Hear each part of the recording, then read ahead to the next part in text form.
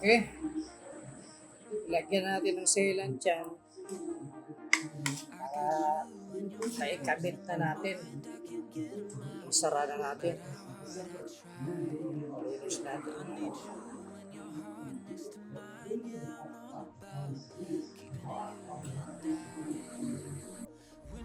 Ayan. Tukukay na natin na buo.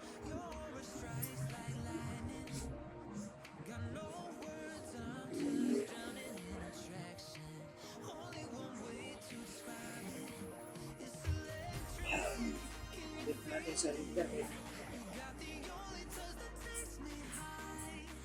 Ayan. At paano? Yung buo na. Ulap. Ayan. Isampa natin sa motor.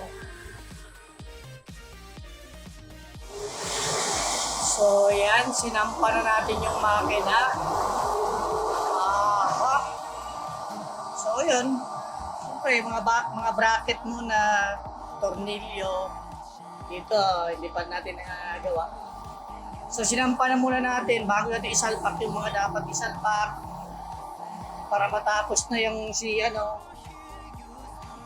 Apache. So, yan. Kasi mahirap ikabit na nakasalpak na lahat eh. Mabigat pa eh. Ay, medyo magangaan pa lang. Salpak na natin. So, tapos na natin siyang in-overhaul. And then, mamaya, syempre, pagkatapos, testing natin, panda rin natin. Kung ano na nangyayari, maingay pa ba yung makina? Kasi nga, durog yung stick bearing ng sigunyal. Tapos yung isang sigunyal niya, yung bearing ng sigunyal, may tama na rin, kaya mag-ingay yun. So, hopefully, walang problema, walang back job, no? Yun lang naman lagi ang ng mga mekaniko na sana wala nang problema. So, yan. May alam, panda rin na natin yan. Okay.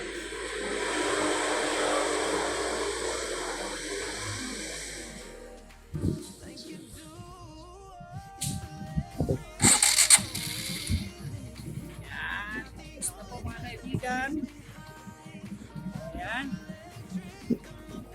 Okay, tapos na po siyang na-overhaul. Wala nang problema. Okay, sir, thank you.